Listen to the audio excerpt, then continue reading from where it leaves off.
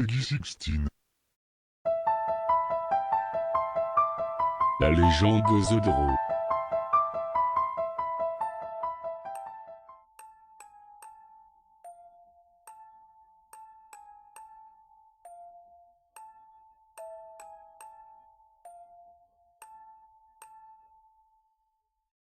En 2000, dans une avenue banale de la ville de Dramoud, un enfant se fait maltraiter par ses camarades de classe.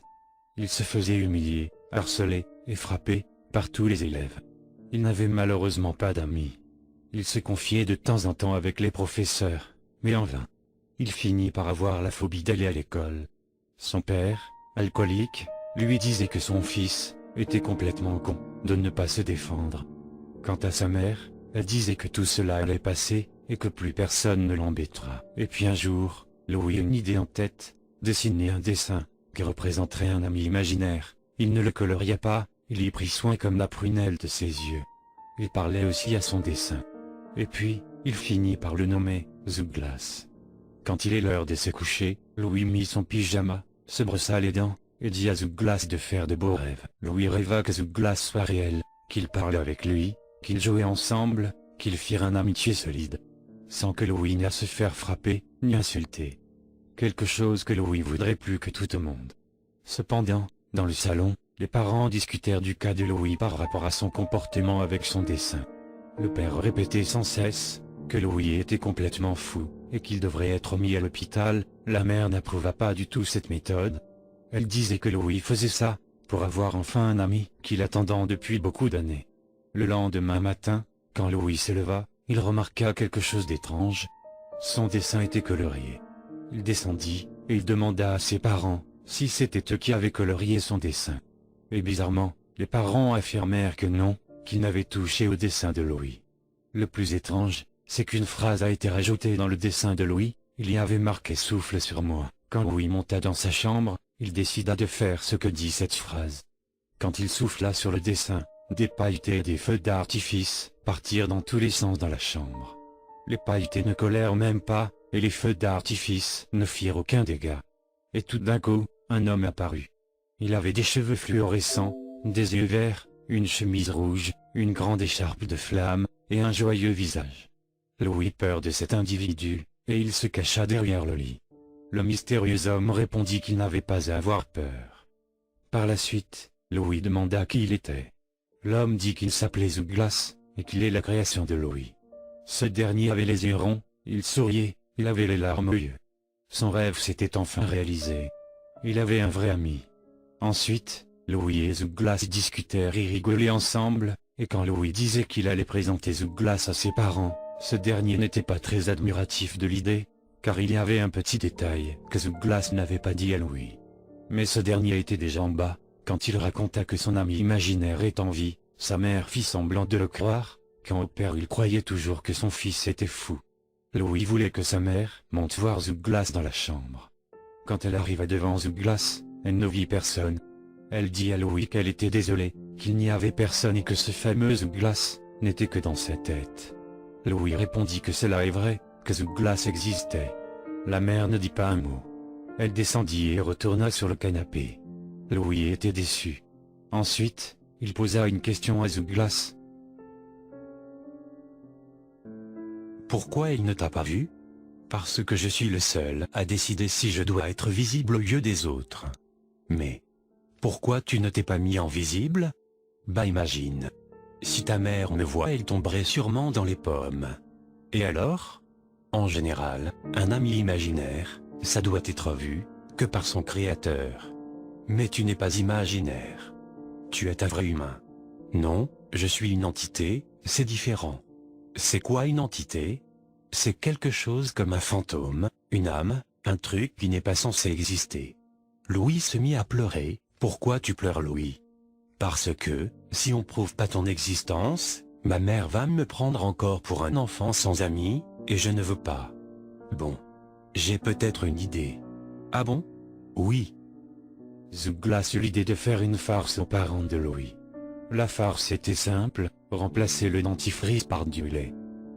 Une fois cela fait, Louis et Zuglas attendaient sagement la réaction des parents face à leur farce. Quand le père alla dans la salle de bain, pour se brosser les dents, Louis et Zouglas ricanaient.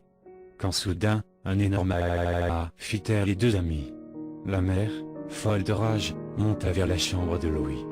Elle poussa la porte et elle dit à ce dernier: Non mais ça va pas. Qu'est-ce qu'il y a maman? Tu n'as pas apprécié notre farce? Quelle farce? Je te rappelle que ton père est allergique au lait idiot. Mais c'est pas moi, c'est... Quoi encore, c'est Zouglas?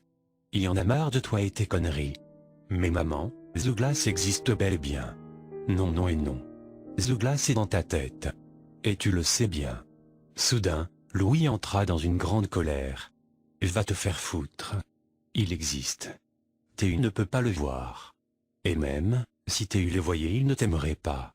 Je te déteste. Va crever. La mère resta bouche bée. Elle voyait que les yeux de Louis étaient devenus rouges. Elle comprit que ces paroles ne venaient pas de lui. Quelques secondes après, le père monta dans la chambre et dit: D'où Théu parle à ta mère comme ça? Petit con. Le père mit un gros gifle à Louis. Ce dernier pleura. Le père décida d'emmener Louis lui-même à l'hôpital, pour qu'il arrête de croire à son ami imaginaire. Zouglas suivit Louis et son père à l'hôpital, mais contrairement à Louis, Zouglas passa par la morgue, car quelque chose l'attirait. Quand il passa, Zouglas vit un homme obscur et complètement fou. Il faisait partie de l'hôpital. Une belle femme entra. Quand l'homme la vit, il dit: Viens ici, espèce de pute, je vais te tuer et te violer comme je l'ai fait avec ta sœur. La femme s'enfuit par la porte, mais elle était déjà fermée par l'homme. Une fois que l'homme attrapa la femme, il la prit par les seins, il prit un couteau de poche qui était sur un corps de la morgue qu'il avait tué et commençait à manger. Une fois le couteau en main, l'homme dit: Alors comment ça va? Tu ne m'as pas dit bonjour. Il rit tellement fort qu'on ne pouvait pas entendre la femme crier. Il trancha ensuite les seins pour former une tranche de nourriture. Il les mangea, et ensuite l'homme enleva son pantalon et celui de la femme et il la viola avec plaisir. Pendant son acte, l'homme tua la femme et il la coupa en plusieurs petits morceaux, des façons de faire un puzzle de chair complexe et immense. En regardant le spectacle, Zouglas avait extrêmement peur de lui. Quand l'homme se tourna vers Zouglas, il lui dit: Salut, mon ami. C'est toi? Comment cela est-ce possible? Oui, cela faisait longtemps, n'est-ce pas? Pars de mon chemin, je veux rester dans ce corps, cette vie est parfaite. Ah! Tu cherches à défendre qui? Personne. Louis? C'est ça? Ne t'approche pas de lui ou sinon. Ou sinon quoi? J'en ai rien à foutre de tes menaces. Il est temps de changer de méthode. Soudain, l'homme disparut devant Zouglas. Ce dernier était en train de trembler. Un homme entra dans la morgue. Il était horrifié face aux dégâts du massacre de la jeune fille. Ce dernier courut pour signaler qu'un tueur était dans l'hôpital. Quant à Zouglas, il partit au deuxième étage de l'hôpital pour aller voir Louis. Zouglas arriva dans la salle d'accueil, et le père de Louis discutait avec le médecin. Le médecin posa une question au père de Louis. Vous pouvez me préciser quels sont les symptômes s'il vous plaît? Mon fils est complètement fou. Veuillez préciser, je vous prie. Il est certain que son ami imaginaire est réel. Cela est normal, votre fils n'a que 8 ans. Il a insulté sa mère, et il m'a fait faire une allergie. C'est bizarre. Quoi qui est bizarre? Si un enfant croit tellement à ces histoires, qu'il agit par la violence, c'est qu'il doit être absolument analysé, et mis chez un psychologue. Ok, ça me rassure, je reviendrai dans une semaine. Comment ça? Vous abandonnez votre fils comme ça? Oui, cela sera sa punition. Zouglas était étonné, et il décida d'aller discuter avec le père alcoolique, afin de remettre les choses en ordre. Mais en vain. Quand Zouglas apparut devant le père, ce dernier eut très peur, et se mit à courir et à rentrer chez lui. Quand Zouglas arriva devant Louis, ce dernier dit: Zouglas? Louis vit que Zouglas avait beaucoup changé. Zouglas avait la tenue de l'hôpital, ses cheveux étaient devenus noirs, et au bout de chaque mèche de cheveux du sang coulait. Sa peau était devenue blanche, ses yeux étaient creusés et on pouvait apercevoir un point rouge à chaque œil. Il avait un sourire hideux avec des dents pointues et couvertes de sang. Ce dernier dit: Viens avec moi. Ne discute pas. Tu me fais peur. Tu n'as pas à être effrayé, je suis ton ami, et je vais te faire sortir d'ici. Oui, mais pourquoi tu es comme ça?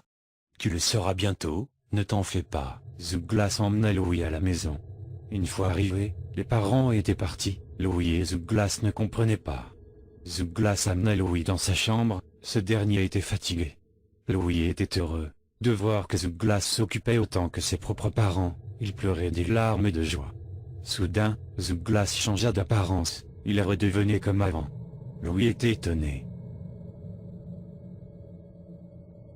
Pourquoi tu es redevenu comme avant, Zuglas? Je m'adapte à ton humeur, c'est tout. Je comprends pas.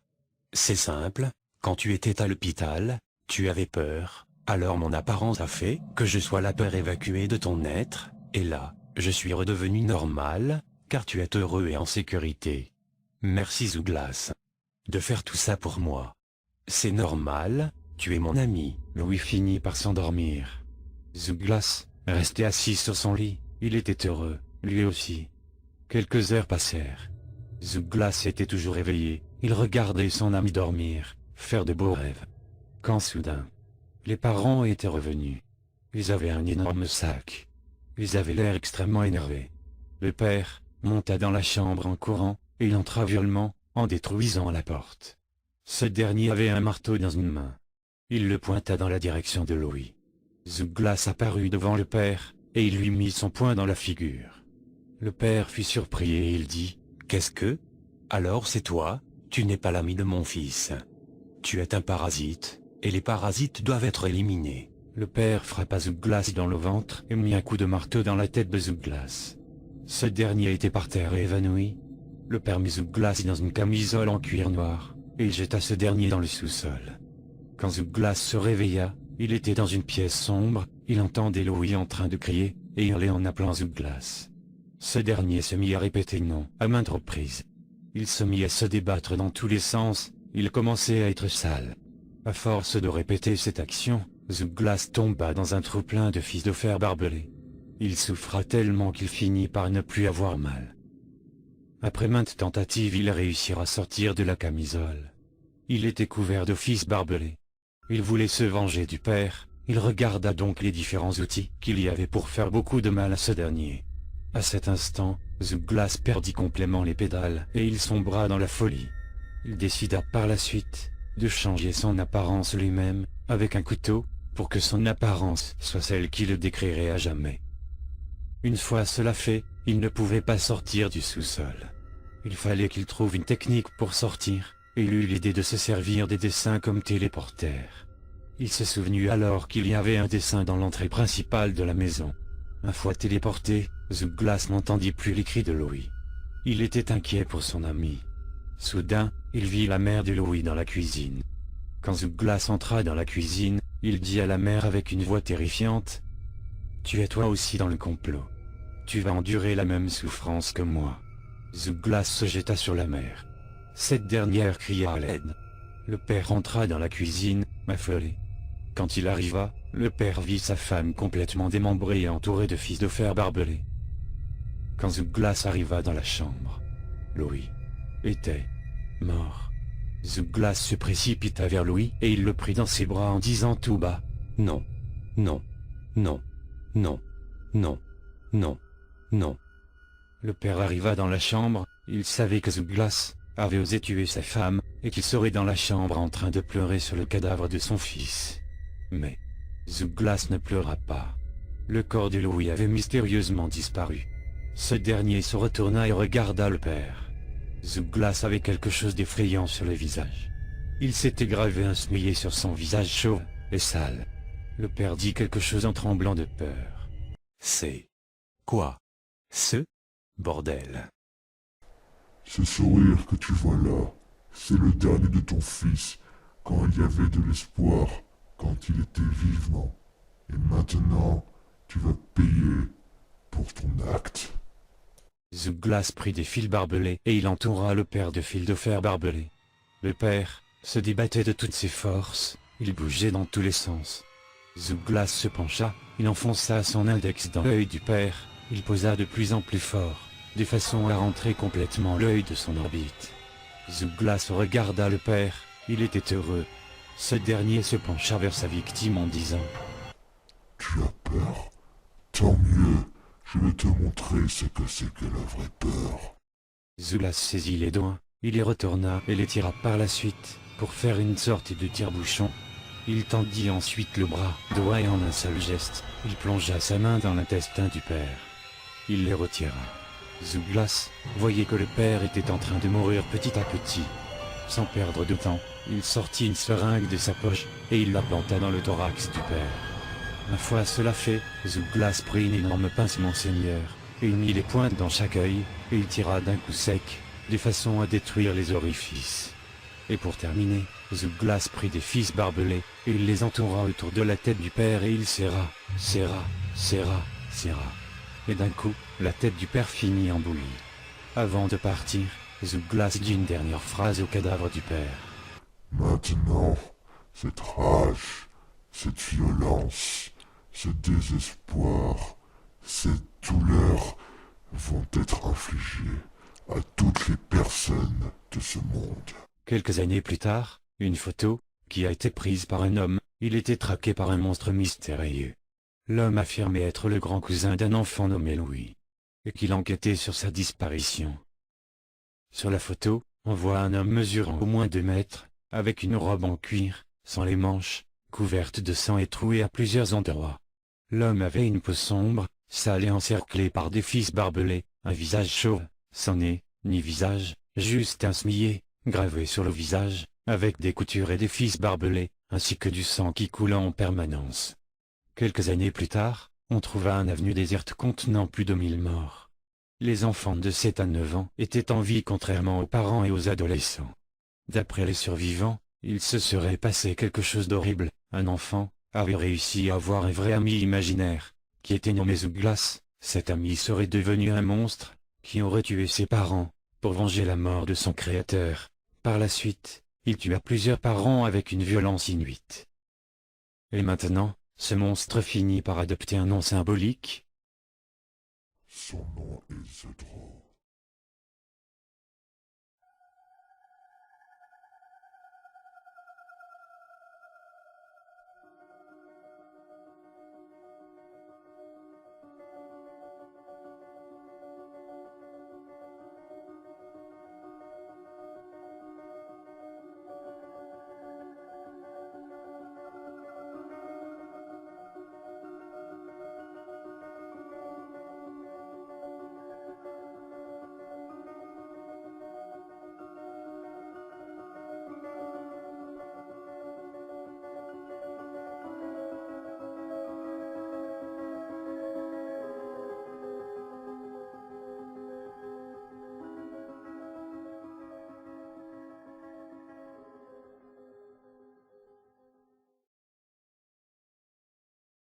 Zedro reviendra. Tu peux liker d'un pouce ensanglanté, je te préviens t'abonner. À cette chaîne te plongera dans un cauchemar sans fin, alors abonne-toi.